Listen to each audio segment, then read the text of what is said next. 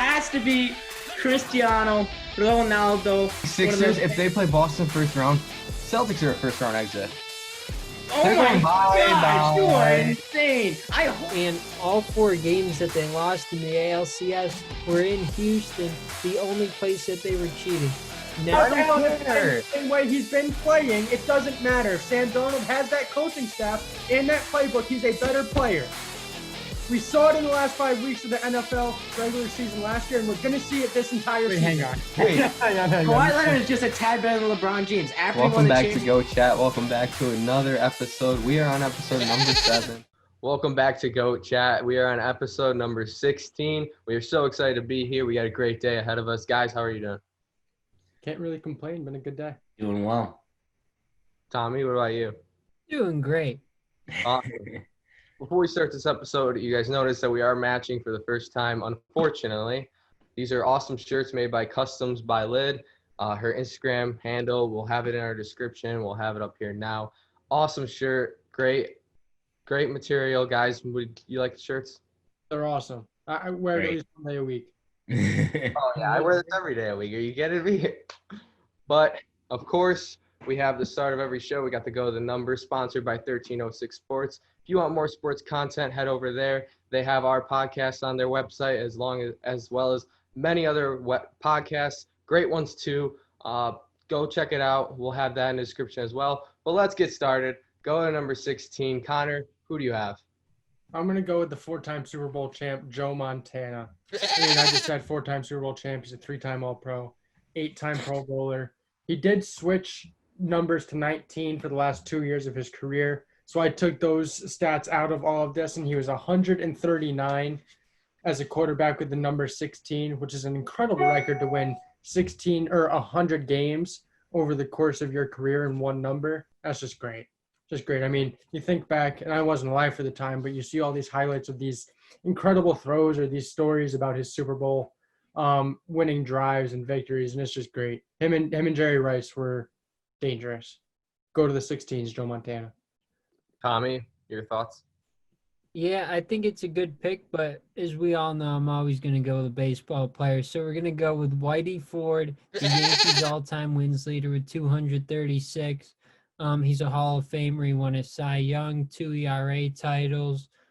He's a 6-time World Series champion, which is great. Always try to pick a winner, and he's certainly that. He was named to 10 All-Star teams. One of the best pitchers of all time.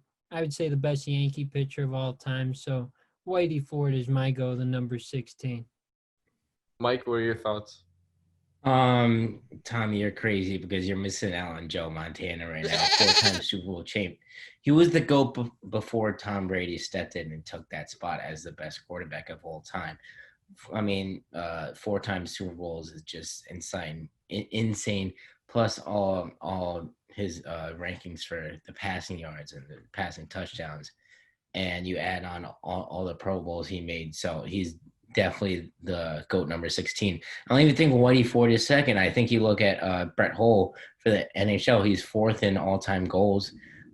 He's won the Stanley Cup 3 times. He's a 1-time Hart winner, 1-time Ted Lindsay winner, 1-time Lady Byng winner. I mean, I feel like both those athletes have better resumes than Whitey Ford, even though he's the all-time wins leader for the Yankees. We've seen with Jacob deGrom that wins don't mean anything.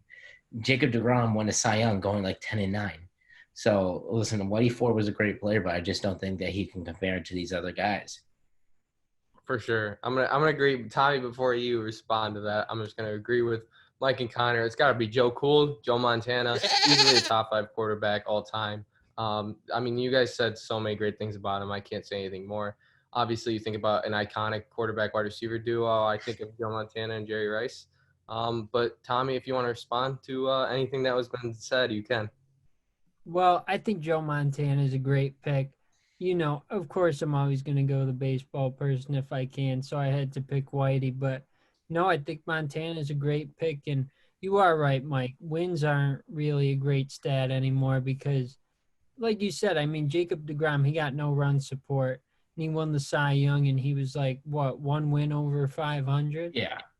So, no, you are right about that. And Joe Montana is great. But Whitey Ford, you have to respect what he's done for the game of baseball. So I wanted to go with him this week.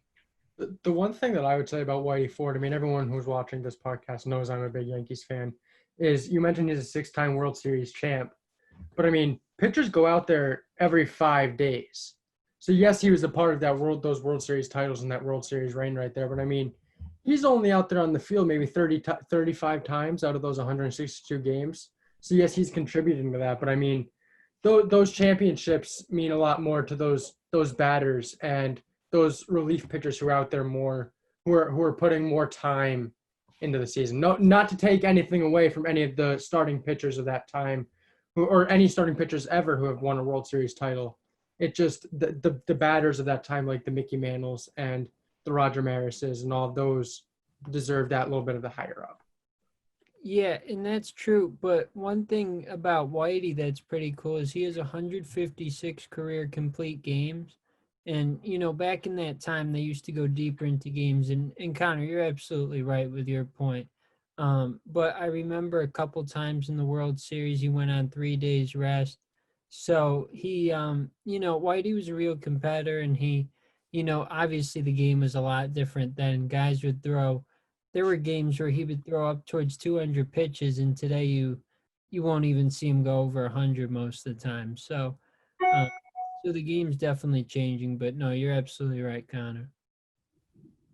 Matt, you have any comments? No, I think everything's been said, right? I mean, I just think that, Tommy, you got to start picking other sports, man. It's not like the MLB is going to suspend you or anything for being a fan. No, I know. I did pick Tom Brady, and I have a couple of football and basketball ones coming up. I've looked ahead. So, I'm going to break the pattern soon. Wait, but before we continue, there's one baseball player I think we all left out, and that's Dr. K, Dwight Gooden. Dwight Gooden. What do you mean who? Say who, Matt? Yeah. Did you say who to Dr. K? I'm going to be honest here. I also don't know who that is. Connor. He was a Yankee too. You're a no-hitter with the Yankees against the Mariners in 1996. Dr. K, listen, he's had some Dr. during his ABC. playing. On ABC. No.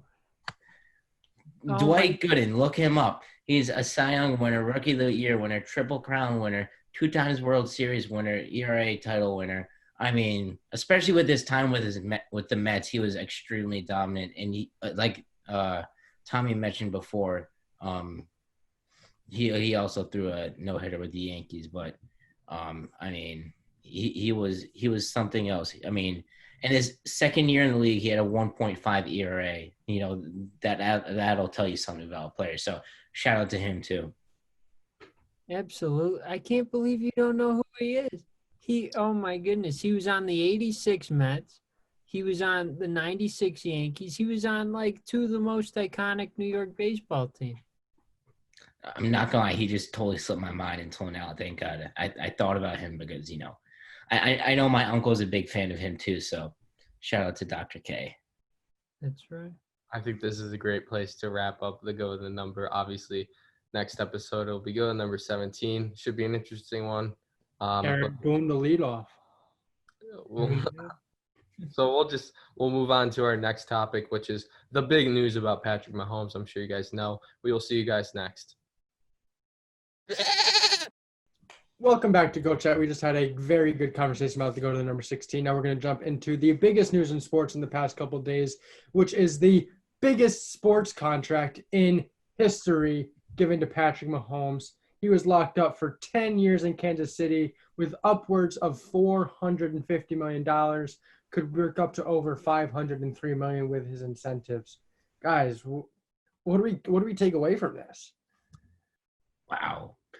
I mean, this is something that is unprecedented in the sport of football. I mean, you see quarterbacks like Russell Wilson only signing 4-year deals. So at the end of his contract, he could get a bigger one. Patrick Mahomes said, screw that. I'm the best quarterback in the NFL. I'm something that the NFL has not seen before in years to come. So I'm going to get a contract like no one has seen before. So I feel like it's kind of hard to dissect this contract because we've never seen something like that. but I feel like there's a lot of risk when you sign any player for 10 years, right? And he only got 140 million in guaranteed money if he does get hurt, God forbid, right? I thought that he was going to get at least 140 million if he signed like a normal 4 or 5 year deal, which we all thought we're going to sign. But I just am amazed by the fact that this all happened like under the curtains. You know what I mean? Like there were no rumors about a 10-year contract, right? And while you see with like Dak Prescott, all these rumors, the Chiefs and Mahomes just got their deal done. I'm sure that the Chiefs structured it the way they wanted to, but my worry is the risk that comes with signing a player to a 10-year deal, especially in the NFL. And you don't really know if the cap's going to go up or down. You know, our economy is obviously really down right now because of the coronavirus. And who knows if we're going to go into a recession or if we're going to be able to recover. So the cap could go down. $50 million a year is a lot of money, especially if that's going to be a cap hit. So I think it's all dependent on the cap, because no offense to Patrick Mahomes, right now he's the best quarterback in the NFL. But he's had some great pieces around him in the time being. He's had Tyreek Hill, Travis Kelce, Sammy Watkins, McCole Hardman, a great offensive line. And his running backs have been decent too. And he's had one of the best coaches in the NFL. I want to see what he can do when that contract kicks in and he won't have as many pieces. So I think there's a lot of risk that comes with it, but, you know, he's a player that I think the Chiefs can bet on. Tommy, what do you think? Well, I think it's good. You know, a lot of times I don't like big contracts, like Mike said. And a lot of times in baseball, we see they're 27, 28 years old. They get these big contracts. But the one thing I like about it is that when the contract's over, he's going to be 34.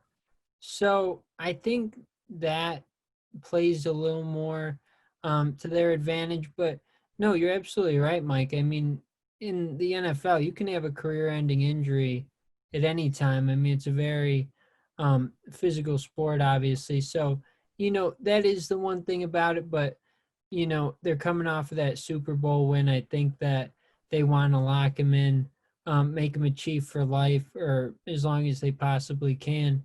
I think it's a good move. You know, he's a younger player, so he's not as likely to get injured.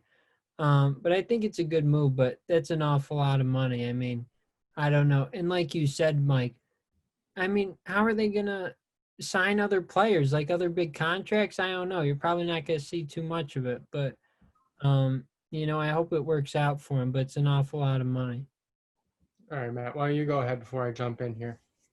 For sure, it's definitely a lot of money, and you guys said everything right. It's obviously a huge risk, but this is Patrick Mahomes. I think this is a quarterback that we're going to see. This kid's going to be great. Like, we already know he won a Super Bowl. He's definitely a guy that could potentially win 4 more Super Bowls, 5 more Super Bowls. I have no idea, depending on the team around him. But, yes, definitely, you got to worry about the team around him. I did read that the cap hit won't take a big hit until after Tyreek Hill and Travis Kelce's contracts are up, so they could afford them. But then, obviously, you look at, you know, you need a defense to win a Super Bowl too. You got to see what pieces they can afford on the defense. And then offensive linemen too. They have Mitchell Schwartz, who's one of the best offensive linemen in the league. So it's definitely a huge risk. It's definitely a lot of money. It's definitely too much money. Let's just put that out. It's definitely too much money, but if someone has to get this much money in the NFL, it's definitely got to be Patrick Mahomes, the best quarterback by far. Connor, why don't you finish this off? 2 years. 2 years is the amount of time Patrick Mahomes has played as a starting role in the NFL. 2 years. And they locked him up for 10. Come on. It's ridiculous. I don't agree with the decision at all. If you're going to lock him up, he still had 2 more years on his rookie contract. Get him 1 more year of football in. If he gets another MVP or another Super Bowl title, fine. Then we can have this conversation. But he's won a single MVP and a Super Bowl title, which is amazing in 3 seasons. But for $500 million? Come on. Come on. There's no doubt he's incredibly talented. But talent doesn't mean anything. Lamar Jackson had an MVP year last year. If he goes out and wins the Super Bowl this year, is he going to get $500 million? It's I the mean, same thing. just comparing Lamar Jackson and Patrick Mahomes isn't even right. Patrick Mahomes is It may not. I'm not necessarily comparing the two quarterbacks, but it's the same situation. Patrick Mahomes and Lamar Jackson both sat majority of their first year. Second year, they won an MVP. Third year, Patrick Mahomes won a Super Bowl. If Lamar Jackson goes out and wins a Super Bowl, they've had the first 3 years of their career. Why doesn't Lamar Jackson deserve that money? Because he's not as talented of a thrower of the football as Patrick Mahomes is. Patrick Mahomes is. I don't think it's anything we've ever seen before. The only two that compare that come to mind is Dan Marino and Aaron Rodgers, and Patrick Mahomes just has a cannon. I mean, you see those 60-yard bombs to Tyreek Hill on the money, on a dime, and it is a lot of money to give it to a player. And I think the mistake that the Chiefs made, and Connor, you are right, he has only played 2 years. So the chances are he's not going to fall. But it's crazier things have happened in sports. You know what I mean? Sports is such an unpredictable business. That's why you only see like 4 or 5 year contracts given to players, right? But the trust between the Chiefs and Patrick Mahomes is nothing like we've ever seen before. And, and I don't think he's necessarily the best quarterback in the NFL right now by far. Like Matt said, I think Russell Wilson is insanely gifted, insanely talented. He carries that Seahawks team year after year. So, I mean, I'm just kind of shocked that he was just placed on such a higher pedestal and someone like a Russell Wilson. But I think the mistake that the Chiefs made was not like tying a percentage of that to the cap, that they just had a flat rate. And because we don't know what's going to happen to the cap. It could go down, it could go up. So I think it would have been much smarter if the Chiefs said, "Oh, you're only going to take up like a certain percentage of our cap," but they didn't do that, and this is what they got. Here was my whole thinking on it. When I got the alert that he signed a 10-year contract, I was like, okay, that's going to be a crazy amount of money. Let me wait until the money comes out. And then I got an alert that said over $400 million. And then the next question is, how much over $400 million? And then with incentives, that could work up to over $503 million. That's insane. It is insane, but times are changing. Like, this is going to be like a regular thing probably. So does that mean when Dak Prescott's contract, his franchise tag is up, he's going to go out and get this? No, I'm just saying this is how it's going to work. I don't agree with it. I think that now quarterbacks have to be humble and stop thinking they're high. Like, they don't need all this money. Like, I think Patrick Mahomes is, like Mike said, one of the most talented quarterbacks. Obviously, Aaron Rodgers and Dan Marino also showed that talent. I think if Dak Prescott or Deshaun Watson or even I don't know whose contract's ending. Sam Darnold, is he close? Josh Allen, somewhat. Yeah, they have 2 more years on the rookie contract. If they ask for that much amount of money, I'm like, are you kidding me? Like, I would just toss them. I don't think that they deserve anything close to what Patrick Mahomes. Well, I mean, I wouldn't say anything close, but who knows what's going to happen in the next couple of years. But I think this Patrick Mahomes deal, no quarterback should be asking more than that in the next 5 to 10 years, depending what talent that comes into the league. My whole argument here is Patrick Mahomes and Lamar Jackson's careers have started out incredibly similar. Now, I'm not the biggest fan of Lamar Jackson. If you ask me, I think Lamar Jackson is all downhill. I don't think he's ever going to have another great season like he did last year. But anyway, that's not the conversation that we're talking about. They've had such incredibly similar starts to their career, where if Lamar Jackson goes out and he leads Baltimore to a Super Bowl, is he going to get a contract with 2 years still on his rookie contract? Is he going to go out and get a 10-year deal? Now, I'm not comparing Lamar Jackson and Mahomes' play style, but at the end of the day, they're still winning football games for their franchise. But also, what I would take in about Lamar Jackson is he has a much bigger risk because he's running the ball. I mean, we've seen knee injuries that made quarterbacks not the same. That's what I would be thinking, weighing these two quarterbacks. Obviously, yes, both won MVP the second year. Also, he didn't even throw out more yards than Mitch Trubisky last year. He still deserved the MVP for sure. He had the most touchdowns. But I think Patrick Mahomes' MVP year was better than Lamar Jackson's. But then also, what comes down to the biggest thing is the risk factor, like Mike was saying, and I think that Lamar's going to have a much bigger risk because he's running the ball more. Just to get out of Patrick Mahomes' money for a second, we saw Kansas City make no moves this offseason. They had the draft, and that was it. They didn't have enough cap to sign anyone in free agency. Well, did they need to? They're defending Super Bowl champs. They're only going to be better than last year. Another team that they kept everything together. That's the biggest thing. I mean, how much more can you ask? It's just another year of the same dominant team. It's another year of continuity. Another year of all of those players getting better. Another year of those players gaining chemistry with each other. I mean, players getting better though. Players just get older. Players get older. Everyone on their team is young. Juan Thornhill, Tyrann Mathieu, Tre'Davious Ward, their cornerback, Chris Jones. Their defensive line isn't really young, but I mean, most of their roster is pretty young. So, a great piece that they added was Mike's predicted offensive rookie of the year, which is Clyde Edwards-Helaire, obviously with LaShawn McCoy not still with the team, just having Damian Williams as the back. That was a great piece that they added too. I mean, they're a Super Bowl. They shouldn't be adding big pieces after winning the Super Bowl. I mean, I don't think any team really has. I completely agree with that point there. But now you're giving Patrick Mahomes all this money. And we don't know how the cap hit is going to take place. What happens in a couple years when Tyreek Hill's contract is up and Travis Kelce is up and Tyrann Mathieu hits it again and Chris Jones hits again and all of this young talent is hitting free agency? They're going to have to weigh the options. I mean, obviously, I'm pretty sure that they could afford Kelce and Hill. I mean, you're going to have to weigh the options. Do you want Hill or do you want Tyrann Mathieu? Obviously, I'm pretty sure they would go to Hill. You have to weigh the options that you have because obviously, no, they're not going to be able to sign these big players. And, that might be their fault. They might get hurt by that. But you got to weigh the options. You got to see what players you want to put around Patrick Mahomes. The biggest thing the Chiefs can do to help Patrick Mahomes succeed is draft well.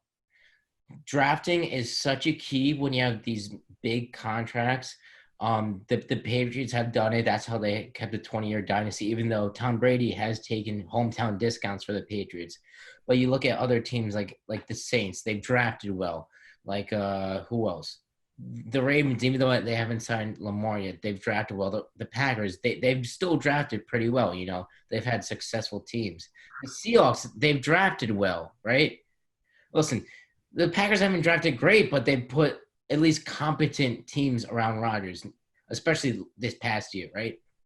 And even the Cowboys, they've drafted well. That's how all these teams stay in contention. So as long as the Chiefs can draft well and Patrick Mahomes can elevate them like someone like one of the greats can, like a Joe Montana, like a Tom Brady, which he can. He's that talented too. It just all comes down to the Chiefs drafting well. I guess the bigger question here, to stray away from the Patrick Mahomes situation here for a second, is what's the outlook now for quarterbacks? Is this what we should expect? Are these the alerts we should expect every time? And if this starts happening, I'm having a fit. This should not. I've said it before that players need to be actually like humble and not think they're better than Patrick Mahomes because, break it to you, they're not. I think players need to know that they're not going to get this kind of contract. And if they start asking for it, then that's just garbage. You throw them out, trade them away. I don't care what you do. So if our best quarterback in the league is getting $500 million, what's Russell Wilson getting? Is he $450? Is he $400? No, because of his age too. Put his age in perspective too. Patrick Mahomes is getting a 10-year deal because he's 24 years old. Russell Wilson's, I'm pretty sure, 30-something, early 30s, late 20s. So a 10-year deal would be kind of insane. So then you take the 10-year deal out of it. You take those extra years. That per year average should still be around the same. Because Patrick Mahomes' contract's $45 million a year. So instead of giving Russell Wilson a 10-year contract with him being 30, give him another 5 years. For 40.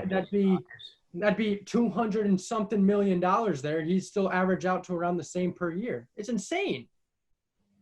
I mean, it's crazy, but I don't think we're going to see anything similar to Patrick Mahomes because he's just something that we've never seen before.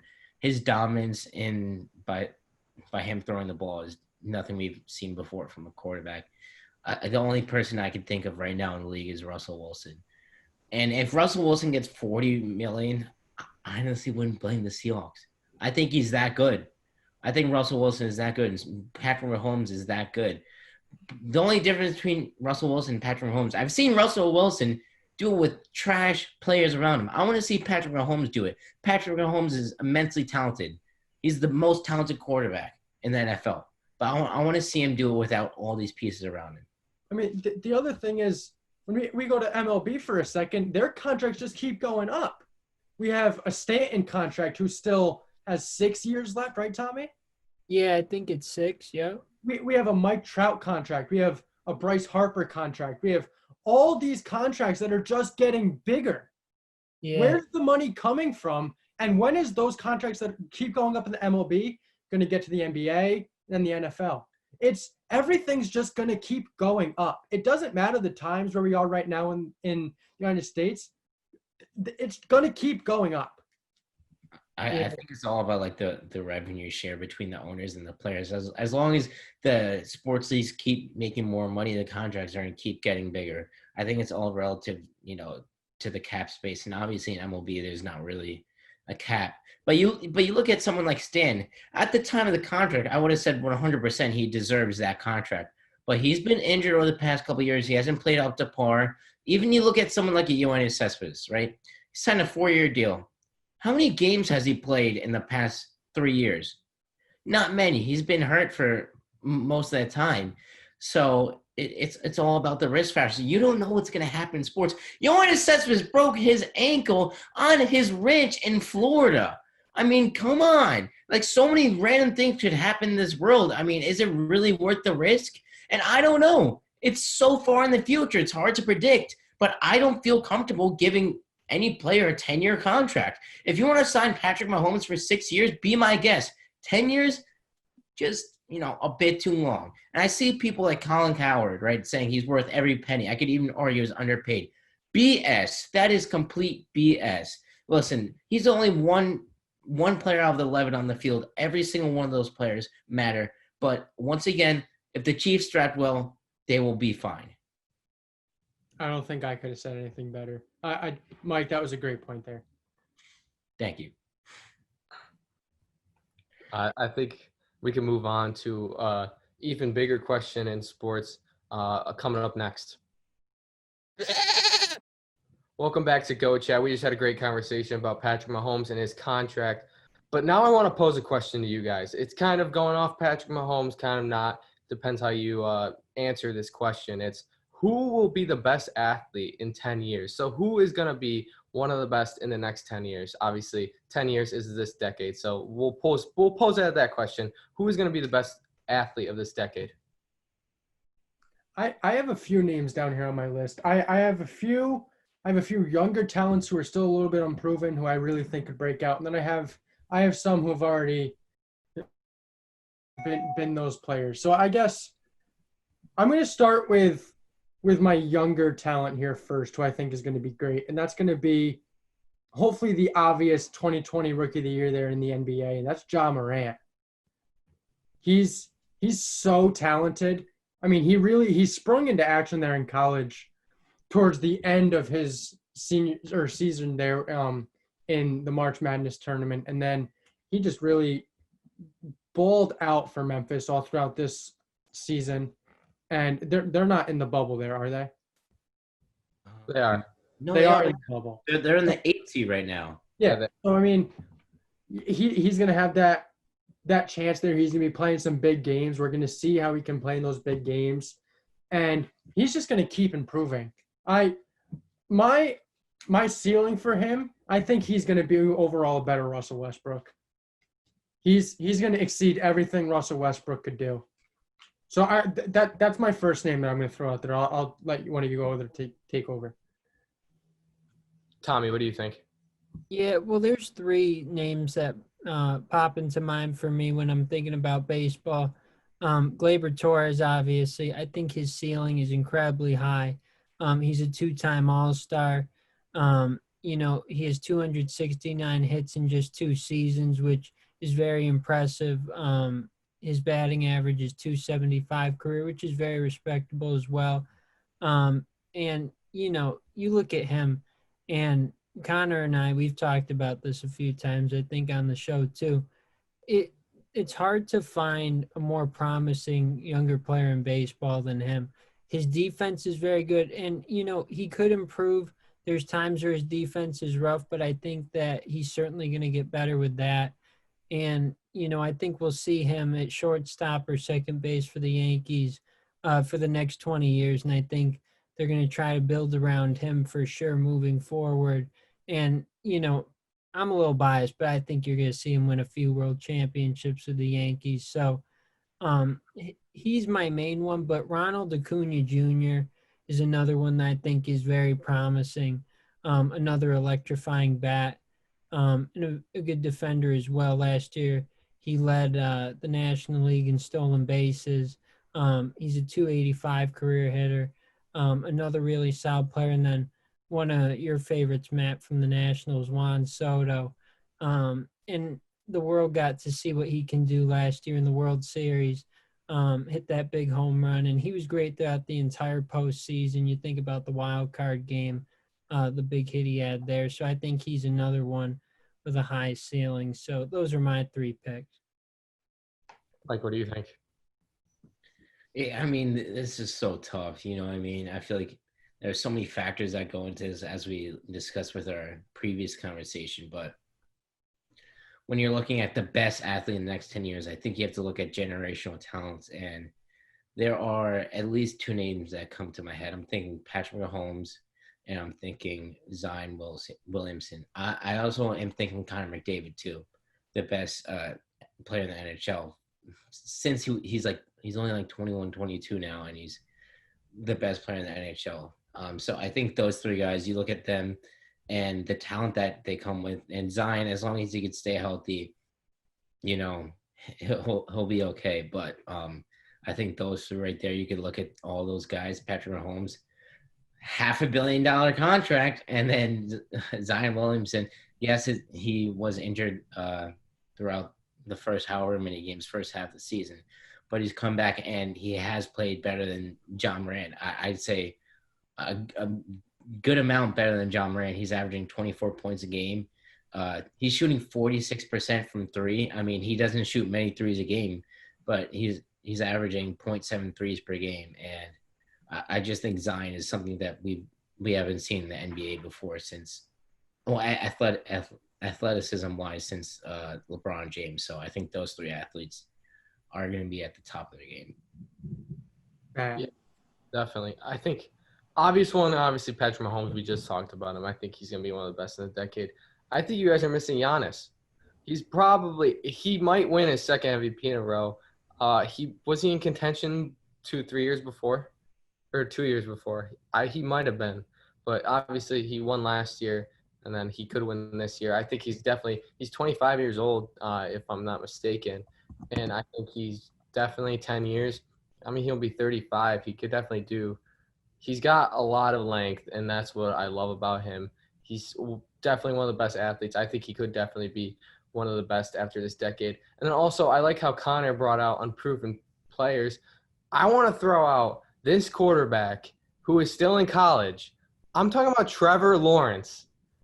I think Trevor Lawrence could be the next Peyton Manning. He definitely he's a mobile Peyton Manning, in my opinion. I think he could. He's only lost, 1 game against Joe Burrow. Also, think Joe Burrow can. I'll throw that out there too. That's what I thought you were going to say. That's why I was not in my head. Of course I'd throw out Joe Burrow. Trevor Lawrence. He definitely can be. He could, depending what team. He could be. Yeah, that's what I'm saying. I'm not saying he is going to be. I said he definitely can be. And then also. Right now, watch out for Justin Fields. Might take them. Justin Fields. Justin Fields is a better quarterback than Trevor Lawrence right now. You're an Ohio State fan. Right now, that's a hot take, but I'm saying Justin Fields is insane. He's very close to Trevor Lawrence. I think Connor McDavid is also a great pick, Mike, and I'm glad that you brought that up.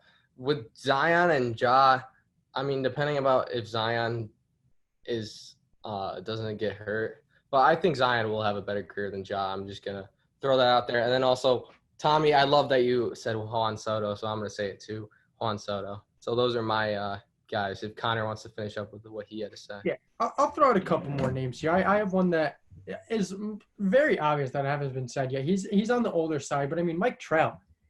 He's sensational. I mean, he's going to be 38 in 10 years and still hitting the crap out of the ball. But by the end of his career, there's no going to be, is he the best player of all time? There's not going to be a question mark at the end of that. It's going to be, he's the best player of all time, period. Wait, hold on. Just pump the brakes for a second. I love Mike Trout and what he does in the baseball field, but the fact of the matter is he needs some playoff success before you crown him the king of baseball, okay? He hasn't won a playoff game, not a single playoff game yet. So listen, if he has some playoff success, he wins a couple World Series, then we could be having that discussion. But until he wins a World Series, we can't have that discussion. I'm saying in 10 years from now. I'm not saying he is now, but they just added Rendon to his team there. They're finally giving him some pieces around him. So maybe finally he's going to have that playoff experience. He can do it on his own. No matter how talented a player is, you can't do it on your own. Especially in baseball, I agree. So obviously Mike Trout's the throwing out there. And then another one of my dark horses here, I wouldn't necessarily say he's unproven, but Mike, I think you're going to like this. It's Jason Tatum. He's a star. He's a star. He's going to be a star for years. There's no denying it. I mean, he's been in the league 2 years, and he's already an all-star. Third year. This is his third year, and he's already been an all-star. I mean, it's one all-star doesn't seem like a lot. But, I mean, over his career, in 218 games, he's averaging 17 points a game, shooting 40% from three. These are good numbers.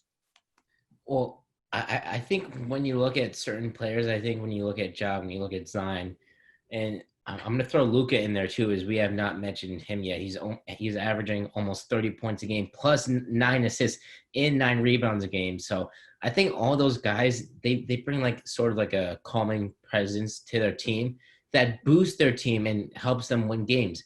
Before Zion joined the Pelicans, they were not in playoff contention. Zion joined that team, and they're fighting for the 8th seed. The Grizzlies were not good without Ja Morant. The Grizzlies are an 8 seed team now. They didn't add much over the offseason except Ja Morant, right? And even Jason Tatum, he went head-to-head, dunked on LeBron's head in Game 7 of the Eastern Conference Finals. He almost brought an unproven Celtics team to the finals. And even Jason Tatum, he was tearing it up